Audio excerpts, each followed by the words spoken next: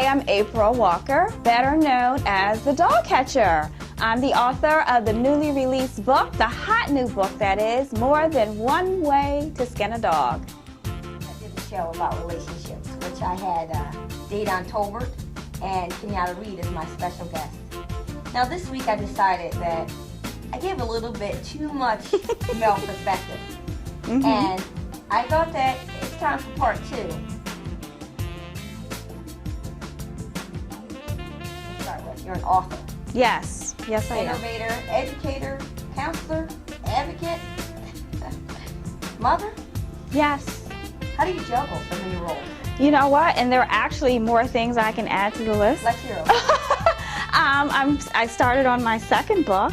I'm co-producing a play based on the book, More Than One Way to Skin a Dog. That's awesome. Yes. Where's the play going to be? It's going to be at the Bonnell Theater on the campus of Community College of Philadelphia.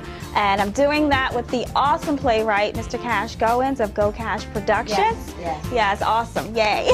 Yeah, so, you know, I have an advice column in AMPS magazine. I do a blog talk radio show. You know, and I don't know if you know this, but I do daily consults with women all over the country. They get in touch with me on the website, skinadog.com, and Monday through Thursday, you know, I'm talking to women that are dealing with dog pound mess. Now, what made you an expert at relationships? Well, I'm a behavior specialist. I have a degree, a master's in psychology and in human services. So this is not something that just came out of my head.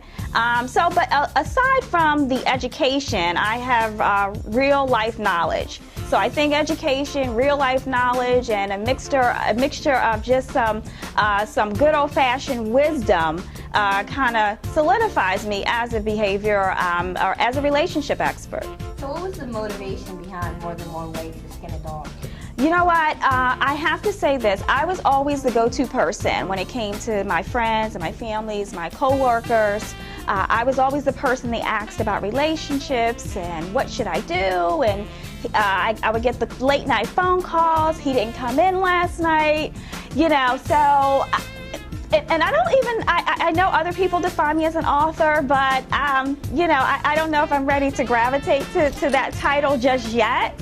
I do know men, I do know women, I do understand the dynamics of men and women and relationships.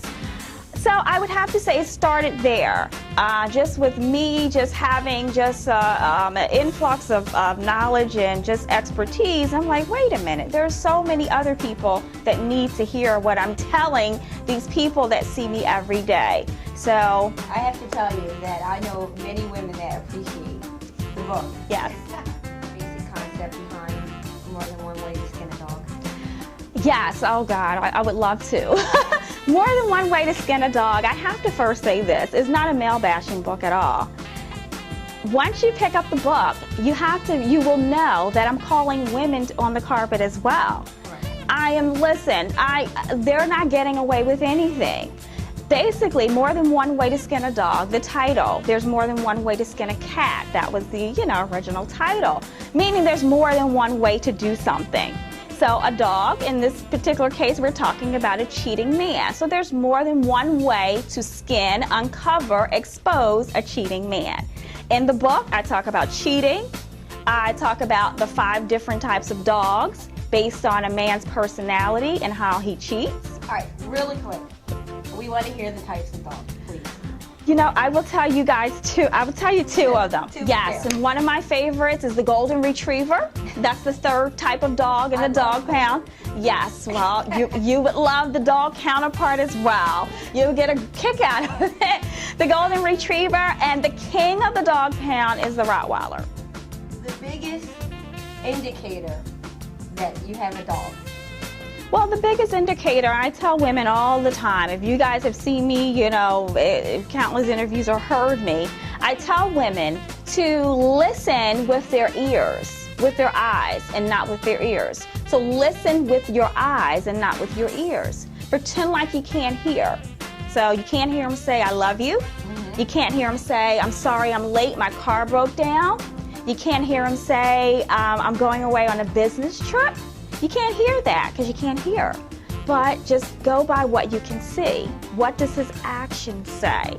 So if his actions do not line up, that is the biggest general indicator that something is not right. So just basic common sense. Basic common sense, but see, that's a tricky word. That's a tricky word, common sense, because, that's something that's just, everyone doesn't have basic common sense. So that's why I break it down to just that simple formula. Okay, watch with your eyes. Watch with your eyes, listen with your eyes, yes, listen with your eyes and not with your... As I said, I interviewed Dayton Tolbert and Kenyatta Reed. Styles a little similar, but I would have to say perspectives on many subjects very different. He has this whole theory behind elite men and how elite men don't chase women. Well, I would say everyone has their own definition of what an elite man is. This is true. Okay, so there is not one definition of what an elite man is. Now, what I do say, and I say this in the book, I say this on my talk show, is that men and women both have to bring something to the table. Okay, and not only do they both need to bring something to the table, they both need to bring something to the table that will sustain them for a lifetime. See, people are bringing things to the table that will sustain them for the next 30 days, for the next 6 months, for the next year, not thinking about the lifetime. Okay, so yes, there may be a such thing called an elite man, but again, I would say, what is the definition of an elite man? An elite man that, I can go so many different ways. And just a comment about an elite man doesn't chase women. And I would say that if an elite man finds a woman that he is attracted to, that he is going to chase. Now, how he chases may differ. How she responds to the chase may differ. But if a man wants a woman, see, because now you're trying to change, what has happened over centuries. Men chase women. Men love the chase. Men love the game. That's why they love football, baseball, soccer, the whole nine. So we're not going to change. I don't believe in changing the dynamic of the game. But elite men do chase. They may chase differently, and the women may respond differently. Sex on the first date, I would agree that is a no-no. That is, I believe that you set the temperament and the pace of a relationship from the very beginning. So if you're laying a foundation of one that is sexual, then that will be the undercurrent, the undertone that carries through in the relationship. So I would have to agree with the guys. Sex in the first date is not a great thing based on a woman's psychology, a woman's physical health, a woman's mental health. But there's so many dynamics. So it's not just, oh no, keep your legs closed. If you do this, then you're a hoe. No, it's more than that. So sex on the first date, I don't agree with. Are people made to be monogamous? Wow, that is a great question. And I would say monogamy goes against the human nature of men and women. I would say that. I think monogamy is something that you have to work at. I believe that monogamy is something that you have to want. I believe that monogamy is something that you have to understand and respect. So I think monogamy does go against basic human nature. But as humans, we're called to a higher level. So us being called to a higher level, that means that when it comes to men and women and relationships and monogamy, I believe that we're called to a higher level to practice monogamy. What's the biggest misconception that men have about women? The biggest misconception men have about women is that I believe that some men believe that women don't need them. And that's something that I think is a new age thought. That's not something that was a thought 10, 20 years ago. And I believe it's a misconception of men and women. So I believe that there are a lot of women out there that think, oh, I don't need a man. I'm making this amount of money. I have my freedom. I do what I want. So I think that's a misconception of men and women. Yes, women need men. And men need women. So I think that's a misconception that women don't need a man. Do all men cheat? I believe that all men have cheated at some time in their life, whether it was as a teenage boy, in their early 20s, when they were in college. I believe that all men have cheated at some point in their life. Now, can a man stop cheating? Yes. If he finds the right one. No, it's not just as simple as that. It's not just him finding the right one. That's a key component to the whole dynamic. But a man has to, it has to be a maturity that has developed inside, where he can appreciate and value being in a relationship with one woman. Okay, because a man gets to a certain point, and what happens is they get to this point in their life where they want to go into the deep, as I call it. The deep meaning when you're in the deep, you're vulnerable. You may, think you can't do it.